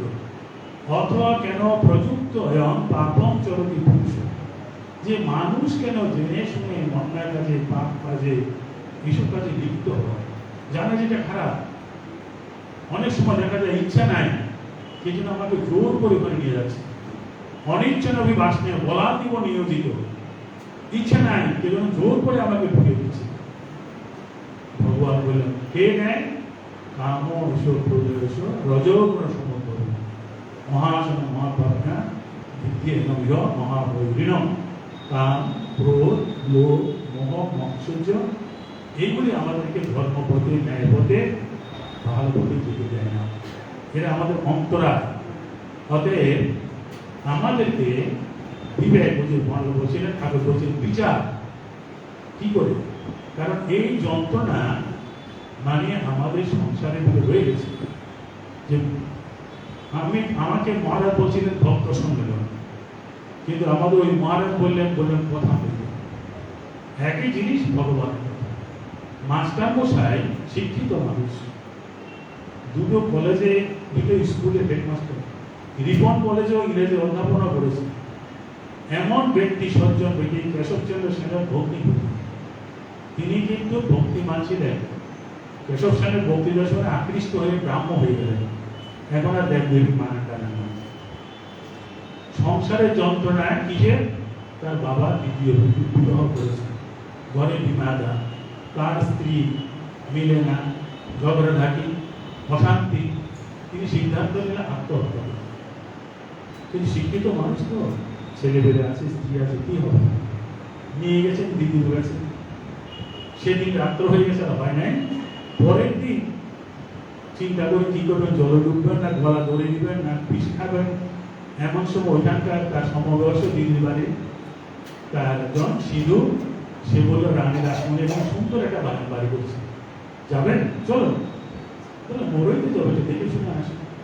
সেখানে গিয়েই শ্রীরামকৃষ্ণের দর্শন, তার সঙ্গে দেখা। তিনি প্রশ্ন করেছেন যে কি করে ঈশ্বরের মন হয়। তিনি ঈশ্বর জানতে পুরুষ, কি করে ঈশ্বরের মন হয়? তখন বললেন সর্বদা ভগবানের নাম গুণকীর্তন করি। শুধু নাম নয়, আমরা তো ছেলে নাম নারায়ণ, হরি, কেশব, দুর্গা, লক্ষ্মী এসব নাম দিচ্ছি না, আমার সাথে ডাকছি কেন? বলে একটা অভ্যাস হওয়ার জন্য। কিন্তু আমাদের কিন্তু লক্ষ্মীকে ডাকছি কিন্তু আর বোধ নাই মা লক্ষ্মীকে ডাকতেছি, এই নাম দিয়ে রাখছি। এই জন্য বলছেন নামের সঙ্গে গুণ চিন্তা করতে হবে। যে আমি যখন নারায়ণের কথা বলি, শ্রী মার কথা বলি, ঠাকুরের কথা বলি, নাম বলার সঙ্গে তার গুণ বলি, তিনি সরল, তিনি ভগবান ছাড়া কিছু জানেন না, তিনি দয়াময়, তিনি প্রেমময়, তিনি ঈশ্বরীয় প্রসঙ্গ ছাড়া অন্য প্রসঙ্গ করেন না। এই যে তার বিশেষ গুণগুলি যদি সঙ্গে সঙ্গে আমার মনের ভিতরে না আসে তাইলে হয় না। মাস্টারমশাইকে তিনি সদস্য বিচারের কথা মহারাজ বলে গেছেন, তার সবসময় তার নাম স্মরণ করতে, নির্জনে বাস। কারণ এই সংসারে থাকতে গেলে সহজে মন স্থির করা যায় না। নির্জন মানে কি বন জঙ্গলে চলে যেতে হবে না, ঘরে এক কোণাতে যেন বলছেন ধ্যান করবে মনে বনের কোণে, চুপচাপ যদি নিরিবিলি করা যায়। আর বাড়ি ছেড়ে যদি পারো, একজন জিজ্ঞেস করলে কয়দিনের জন্য, ঠাকুর বলছেন 1 বছর, 6 মাস, 3 মাস, 1 মাস, 7 দিন, 1 দিন, যা পারো করো না, শুরু করো একবার, ভালো লাগলে আস্তে আস্তে তুমি বাড়াবে। তারপরে বলছেন সংসারে কি করে থাকতে হয়, এটা তো আসল প্রশ্ন। কি করে থাকতে হয়, যে এত ঝামেলার ভিতরে থেকে ঠাকুরের যে মন দিব। ঠাকুর বলছেন কর্তব্য জ্ঞানে সকলের সেবা করবে, মা, বাবা, ভাই, বোন, আত্মীয় স্বজন, পাড়া প্রতিবেশী, দেশবাসী, কর্তব্য বোধে সকলের সেবা করবে, দেখাবে কত আপনাদের। কিন্তু মনে জানবে এরা কেউ না, একমাত্র ভগবান। আর আরেকটা হচ্ছে একজন বলছেন আত্মীয় স্বজনকে ভগবান বোধে সেবা করবে। যে স্বামীর সেবা করছো তার ভিতরে ভগবান আছেন, স্ত্রীর সেবা করছো, সন্তানের সেবা করছো, আত্মীয় স্বজন তাদের ভিতরে ভগবান আছে। শিক্ষকতা করছেন, ছেলে মেয়েরা সামনে আছে, এর দেখবেন যেন ভগবান সাক্ষাৎ বাল্যগোপাল, সাক্ষাৎ শ্রীরামকৃষ্ণ বাল্যকালে যেমন ছিলেন। এরকম যদি আমরা চিত্রটা সামনে রাখি তাহলে আমাদের দৃষ্টিভঙ্গি পাল্টে যাবে, মনের অনেক কিছু আমাদের বাড়িয়ে হয়ে যাবে। অতএব মাস্টারমশাই অনেকগুলি প্রশ্ন করে করে উত্তর দিয়েছেন, এগুলি ভালো লাগার পরে উনি ডায়েরিতে নোট করে রেখেছেন যে কথা যেটা এখন পাচ্ছেন তার কথা। আর এই যে বলা হচ্ছে মানুষ জন্মটা হচ্ছে শ্রেষ্ঠ জন্ম, কারণ আমাদের শাস্ত্রে বলছে 84 লক্ষ প্রাণী আছে, এই প্রাণীদের মধ্যে মানুষ হচ্ছে শ্রেষ্ঠ। অর্থাৎ মানব জন্ম কেন শ্রেষ্ঠ? মানুষের প্রতি ঠাকুরের মানুষ, তার এই মুষ বা জ্ঞান আছে, তিনি কে, কোথা থেকে আসছেন, কেন আসছেন, কোথায় যাবেন, এই যার জ্ঞান নাই সেটা মানুষ না, এটা মানুষ। তার মধ্যে আর পশুর মধ্যে কোনো ভাগ থাকে না। শাস্ত্র হচ্ছে আহার নিদ্রা মধুর ফল সামান্য হয়তো পশুভি নরাম ধর্মে হি তেষাম অধিক বিশেষ ধর্মে হীনা পশুভি সমান। যে খায় দায় বংশ বৃদ্ধি করে ঘুমায়, জীবনের ভয় আছে, সকল প্রাণীর আছে, মানুষের আছে। প্রভেদটা কি মানুষের? ধর্ম। ধর্ম আমি ন্যায় অন্যায়, সৎ অসৎ, ভালো মন্দ, ঈশ্বর প্রসঙ্গ, এগুলি যদি সে না করে তাহলে পশুতে তাদের কি পার্থক্য করবে? অতএব আমাদেরকে মানুষ হিসাবে এই কর্তব্য করতে হবে। কারণ আমাদের জীবন যে পদ্ধতি, এই যে ভাগবতের প্রসঙ্গ বলছেন, এই যে নবধা, এটা হল প্রহ্লাদ। প্রহ্লাদ হচ্ছেন দৈত্যবালক, দৈত্যগড়ের সন্তান। তার বাবা হিরণ্যকশিপু, তিনি হচ্ছেন বিষ্ণু বিদ্বেষী, তার ভাইকে মেরে ফেলেছে, সেই জন্য বিষ্ণুকে বধ করার জন্য তিনি, আর তার ছেলে প্রহ্লাদ হল বিষ্ণু ভক্ত। এটাকে মানা যায়? অতএব অনেক রকম তাকে নির্যাতন, আদর টাদর করে ভালো করে শিক্ষক দিতে চায়। শেষে দৈত্য প্রভুদের কাছে দিলেন, আর দৈত্য বালকদের সঙ্গে দিলেন, যাতে এদের সঙ্গে মিশে খেলাধুলার ভিতরে তার দৈত্যদের মতন আসরিক ভাবগুলি তৈরি হয়। কিন্তু প্রহ্লাদ এই ছেলেদেরকে নিয়ে বলছে, দেখো মানুষ জন্ম সম্বন্ধে বড় কঠিন, কখনো ভালো কিনে ঠিক নাই, অর্থাৎ জীবনটা সার্থক করে এখনই ধর্মকর্ম করে। বলে আমরা তো বাচ্চা, সূর্যি ধর্মকর্ম মানুষ করে বুড়া হলে, যখন কোনো কাজ থাকে না, টিকতে যায়, বসে বসে হরির নাম করে। আসলে কি নাম হয়? কোমরের ব্যথা, পাহাড় ব্যথা, নানান রকম, এখন তো টেনশন, ডায়াবেটিস, হাই প্রেশার, আমরাও এই রোগে ভুগছি, সকলেই ভুগছি। অর্থাৎ ওই সময় কি আর ভগবান হয়? তো তিনি বললেন, দেখো কেন বাল্যকাল, ধরো মানুষ 100 বছর আছে, 100 বছরের ভিতরে অর্ধেকটা দিন, অর্ধেকটা রাত্রি। তো রাত্রিতে কেউ কাজ করে না, খায় যায়, ঘুমায়, তার মানে 100 বছরে 50 বছর চলে গেল। আর আছে কত তোমার? 50। তো তুমি জন্মগ্রহণ করে তো কিছু করতে পারবে না। শিশুকাল, কৈশোরকাল, যৌবনকাল 20 বছর, তাহলে 70 বছর গেল। আর আছে 30 বছর। তারপরে বিয়ে শাদী করলে, বাচ্চা কাচ্চা, এদের জন্য চাকরি বাকরি করে টাকা পয়সা রোজগার করো, আরো 15-20 বছর। আর তাহলে 90 বছর চলে গেল, 10 বছর ওই তখন চোখে দেখে না, কানে শুনে না, তার কথা কেউ শুনেও না, কি হবে? এখনই শ্রেষ্ঠ। অতএব ঠাকুর বারবার বলছে, ভগবানের নাম এখনই করতে হবে, এইভাবে মন প্রাণ দিয়ে করতে হবে। এই মাস্টার মশাই দেখলেন, এতদিনে এমন একজন লোক পেয়েছেন, যিনি শুধু কথা নয়, তার জীবনের, তার পরিচর্যার মধ্যে আত্মসমর্পণ। আমরা ভগবত কথা শুনি, যদি এটা জীবনে প্রয়োগ করতে না পারি, তাহলে কি হবে? পরীক্ষিত শাপগ্রস্ত, তিনি নোটিশ পেয়েছেন 7 দিনের মধ্যে মারা যাবেন। সেখানে মুনি ঋষি আসছেন, তার মন্ত্রী পরে সকলে আসছেন, তিনি সব কিছু ছেড়ে দিয়েছেন। কি করে? ভগবানের সমস্ত সমর্পণ করে তিনি এই পাপ থেকে, অভিশাপ থেকে মুক্ত হয়ে ভগবানের কাছে যেতে পারেন। হঠাৎ সত্যের গোস্বামী আসলেন, তাকে দেখে তিনি অত্যন্ত খুশি হয়ে গেলেন।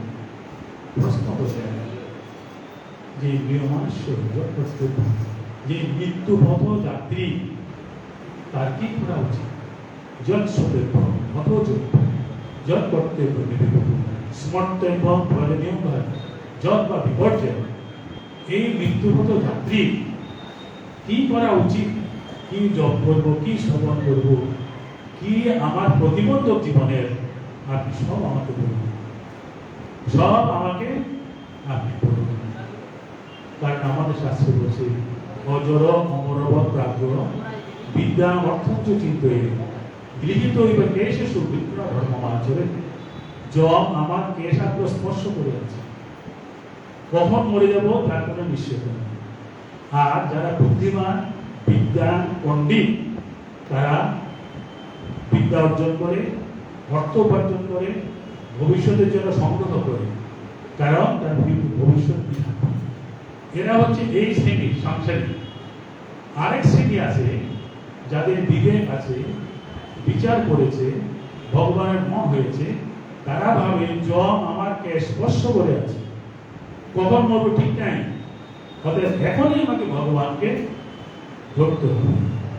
এই বোধ যাদের জাগ্রত হয়েছে, তার চিন্তা চেতনা পরীক্ষিত যে প্রভাবিত ছিলেন সেরকম। অতএব আমার 30 মিনিট টাইম দেওয়া ছিল, আমি একটা প্রোগ্রামে দেখলাম, আমি এখানে শেষ করছি। ঠাকুর মা স্বামী শ্রীচরণে প্রার্থনা জানাচ্ছি, সকলের জীবন আনন্দময় হোক, সকলে ভালো থাকুন। আপনাদের এখানে এসে এবং আপনাদের সঙ্গে মিলিত হয়ে খুবই আনন্দিত হয়েছি। মহারাজের শ্রীচরণে প্রণাম, কৃতজ্ঞতা জানাচ্ছি।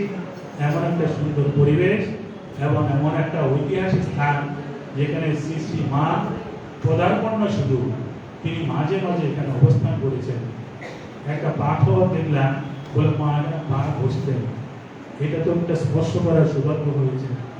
যে বাড়িতে ছিলেন সেখানে এগুলি হচ্ছে আমাদের ধ্যানের বিষয়। মানুষ ধ্যান করে কিসের? রূপের ধ্যান, গুণের ধ্যান, লীলার ধ্যান। অতএব এগুলি আমাদের জন্য মনে মনে চিন্তা করার প্রয়াস হয়। তাই সকলকে নমস্কার জানিয়ে আমার শেষ করে দিচ্ছি। ওম শান্তি, ওম শান্তি। আমরা এতক্ষণ স্বামী শক্তিনাথানন্দজি মহারাজ, যিনি চট্টগ্রাম থেকে, সুদূর চট্টগ্রাম বাংলাদেশ থেকে এসেছেন, রামকৃষ্ণ মিশন সেবাশ্রম থেকে এসে আমাদের মতো সাধারণ ভক্তদের কাছে তার মহতি অভিভাষণ প্রদান করলেন এবং তিনি পরতে পরতে বুঝিয়ে দিলেন যে একটা সাধারণ জীবন দিব্য জীবনে রূপান্তরিত হতে পারে কিভাবে শ্রদ্ধা যুক্ত হলে জীবন সুন্দর হয়ে যায়, কিভাবে আধ্যাত্মিক চিন্তাযুক্ত জীবন ধীরে ধীরে ভগবানের দিকে আমাদের পৌঁছে দেয়। সেই মধুর কথা দিয়ে তিনি আমাদের লিপ্ত করেছেন। চরণে আমরা প্রণাম নিবেদন করছি মহারাজজি। এখন আমরা আমাদের কথামৃতে একটি বিশেষ অংশ শুনে নেব। লক্ষ্মীনারায়ণ আচার্য মহোদয় প্রেজেন্ট করবেন, যেখানে বিষ্ণুপুরের একটি ঐতিহাসিক আধ্যাত্মিক ঘটনা জড়িয়ে আছে।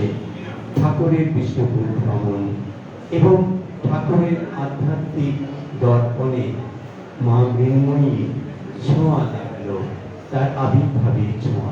সেই ঐতিহাসিক ঘটনাটি আমরা শুনে নেব, প্লিজ।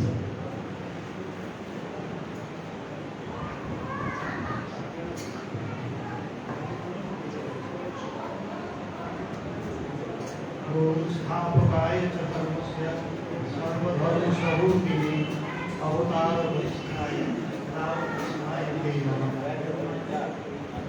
तव कथामृतं तप्तजीवनं कविधिरीडितं कल्मषापहं श्रवणमङ्गलं श्रीमदाततं भुवि गृह्णन्ति ये भूरिदा जनाः।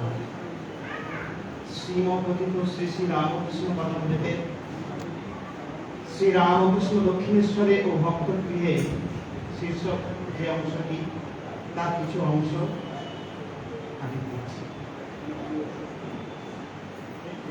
ত্রয়োদশ পরিচ্ছেদ। মৃন্ময় আধারে চিন্ময়ী দেবী, বিষ্ণুপুরে মৃন্ময়ী দর্শন। বেলা 2:03টার সময় ভক্তবীর শ্রীযুক্ত অধর সেন ও শ্রীযুক্ত বলরাম বসু উপনীত হইলেন ও পরমহংসদেবকে ভূমিষ্ঠ হইয়া প্রণাম করিয়া আসন গ্রহণ করিলেন। তাহারা জিজ্ঞাসা করিলেন, আপনি কেমন আছেন? ঠাকুর বলিলেন, হ্যাঁ, শরীর ভালো আছে, তবে আমার মনে একটু কষ্ট হয়ে আছে। হৃদয়ের পীড়া সম্বন্ধে কোনো কথারই উত্থাপন করিলেন না। বড়বাজারের মল্লিকদের সিংহবাহিনী দেবী বিগ্রহের কথা পড়িল। শ্রী রামকৃষ্ণ, সিংহবাহিনী আমি দেখতে গেছিলাম। চাষা ধোপা পাড়ার একজন মল্লিকদের বাড়িতে ঠাকুরকে দেখলুম। পোড়ো বাড়ি, তারা গরিব হয়ে গেছে। এখানে পায়রার বুক, ওখানে শ্যাওলা, এখানে ঝুরঝুর করে বালি সুরকি পড়ছে। অন্য মল্লিকদের বাড়ি যেমন দেখেছি, এ বাড়ির শেষই নাই মাস্টারের প্রতি। আচ্ছা, এই মানে কি বলো দেখি? মাস্টার চুপ করিয়া আছেন। কি জানো, যার যা কর্মের ভোগ আছে তা তার করতে হয়। সংস্কার, প্রারব্ধ এসব মানতে হয়। আর পোড়ো বাড়িতে দেখলাম যে সেখানেও সিংহবাহিনীর মুখের ভাব জল করছে। আবির্ভাব মানতে হয়। আমি একবার বিষ্ণুপুরে গেছিলাম। রাজার বেশ সব ঠাকুর বাড়ি আছে। সেখানে ভগবতীর মূর্তি আছে, নাম মৃন্ময়ী। ঠাকুর বাড়ির কাছে বড় দিঘি, কৃষ্ণবাঁধ, লালবাঁধ, আচ্ছা, দেখিতে আবাঠার মাথা ঘষার গন্ধ পেলুম কেন বলো দেখি? আমি তো জানতুম না যে মেয়েরা মৃন্ময়ী দর্শনের সময় আবাঠা তাঁকে দেয়। আর দিঘির কাছে আমার ভাব সমাধি হলো, তখন বিগ্রহ দেখি নাই, আবেশে সেই দিঘির কাছে মৃন্ময়ী দর্শন হলো। কোমল পক্ষে নিরঞ্জনম নিত্যম অনন্ত রূপম ভক্তানুকম্পাতীত বিগ্রহম বৈ ঈশাবতারং পরমেশ বিদ্যাম তম রামকৃষ্ণম শিরসা নমামি। অসংখ্য ধন্যবাদ লক্ষ্মী স্যারকে। প্রসঙ্গত বলে রাখি, মহারাজের উপস্থিতিতে একটি আমরা গর্বের সাথে বলতে পারি যে অসনা এবং শ্রদ্ধা গত 3 বছর ধরে, 3 বছরের বেশি সময় ধরে মহারাজদের নির্দেশে ঠাকুরমা স্বামীজির আশীর্বাদে প্রতি বৃহস্পতিবার একটি আধ্যাত্মিক পাঠচক্র করে থাকে এবং প্রতি মঙ্গলবার দিনে সর্বসাধারণের মাঝে রামকৃষ্ণ কথামৃত পাঠ করে থাকে। লক্ষ্মী সাহেব এবং আরো অন্যান্য প্রবীণরা সেখানে অংশগ্রহণ করেন। আশীর্বাদ করুন মহারাজ যেন এগুলি কন্টিনিউ করে যেতে পারে। Thank you.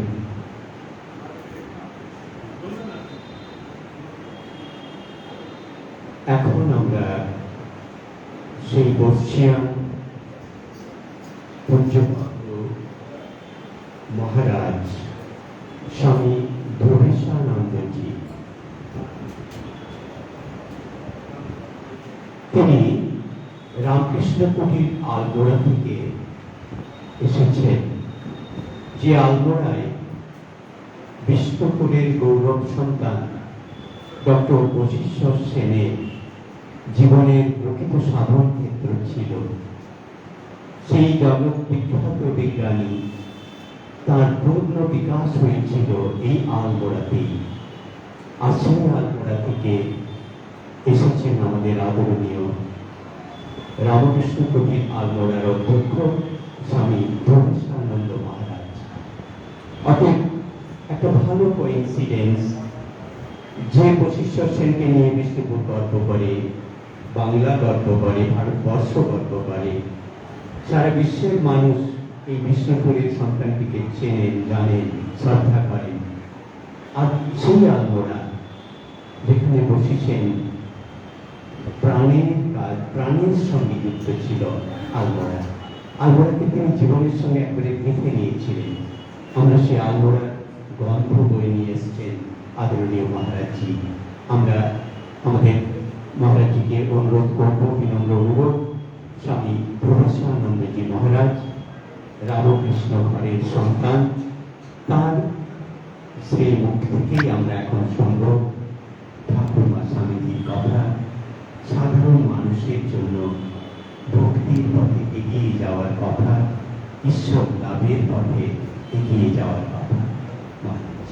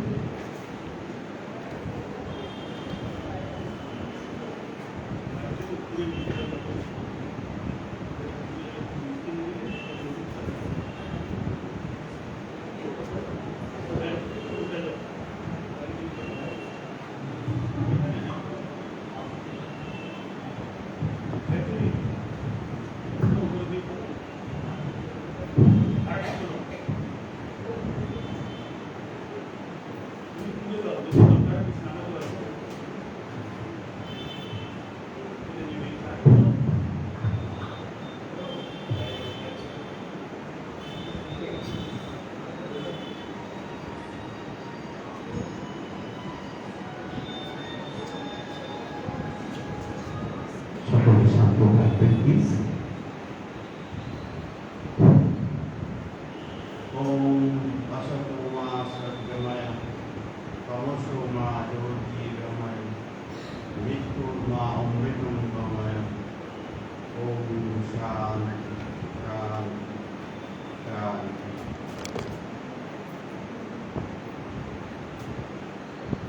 স্বামী स्वामी शक्तिनाथानंद महाराज,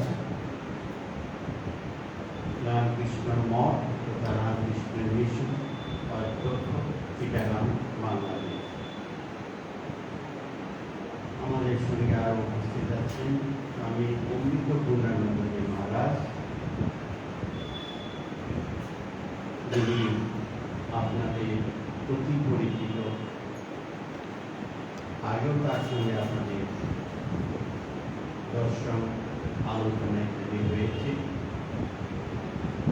তাদেরকে আমি আমার নমস্কার শুভেচ্ছা জানাই। সামনে উপস্থিত আছেন যারা আজকের এই ভক্ত সম্মেলন যে ব্যবস্থা করেছেন, তার মধ্যে বিশেষ করে শান্তনু মুখার্জি এবং কয়েকজন হসলা ও শ্রদ্ধা এই সংস্থার এরা আনগুড়া এসেছে, তাদের সঙ্গে পরিচয় হওয়ার আমার সৌভাগ্য হয়েছিল। তার মধ্যে মেইন ছিলেন এই শান্তনু। তার আগ্রহে আজকের এই উপস্থিতি। সামনে উপস্থিত আছেন ভক্তমণ্ডলী,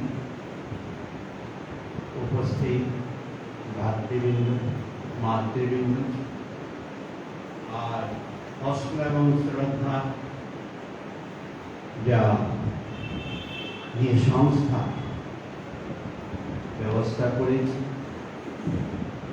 তার যে কয়েকজন আছেন, প্রেসিডেন্ট অমনিও তার পুত্র জিৎ, ভাইস প্রেসিডেন্ট শ্রীযুক্ত বাবু দিলীপ গাঙ্গুলিজি, ডাইরেক্টর দিলীপ মুখোপাধ্যায়জি, শ্রদ্ধার প্রেসিডেন্ট প্রভাস ভট্টাচার্য এবং শ্রদ্ধার সেক্রেটারি আলপনা মুখোপাধ্যায় এবং অন্যান্য ভক্তমণ্ডলী যারা দূর থেকে এসেছেন, যেমন ধরুন দিল্লি, কলকাতা, তাদেরকে সকলকে আমি আমার নমস্কার শুভকামনা জানাই। আজকের বিষয় আমাকে শান্তনু জিজ্ঞাসা করেছিল, বলেছিলাম ভক্তমণ্ডলী যখন একত্র হবে ভক্ত সম্মেলন, তাহলে কথামৃত যদি আলোচনা করা হয় সেটাই ভালো হবে। তাই আমি কথামৃত থেকে ঠাকুরের কয়েকটি কথা নিয়ে কিছু বলবার চেষ্টা করি। শ্রী রামকৃষ্ণ কথামৃত মনে হয় পৃথিবীর একটি শাস্ত্র গ্রন্থ, যা শতাধিক ভাষায় পাবলিশ হয়েছে এবং শুধু ভারতেই নয়, ভারতে তো অনেক দেশে নিত্য পাঠ করা হয় অনেক ভক্ত হয়ে, তারা বাঙালি হোক, বিদেশি হোক, সকলেই অনেকে নিত্য পাঠ্য এই শাস্ত্র গ্রন্থ। আমি কিছুদিন গুজরাটে ছিলাম, বেশ কয়েক বছর রিলিফের কাজে বাইরে গিয়েছিলাম। ফেরার পথে আমাদের লাঞ্চের ব্যবস্থা করেছিল এক ভক্ত ভলেন্টিয়ার, তার বাড়ির সবাই দীক্ষিত, কেউ বীরেশ্বরানন্দজি মহারাজ, কেউ ভূপেশানন্দজি মহারাজ। যখন আমরা সকলেই খেতে বসেছি 10-12 জন ভলেন্টিয়ার ছিল আমার সঙ্গে, হঠাৎ দেখলাম তাদের ঘরের টেবিলের উপর একটি উদ্বোধন রাখা আছে। আমি জিজ্ঞাসা করলাম, এই উদ্বোধন মাসিক পত্রিকা বাংলা তোমাদের এখানে রাখা, কে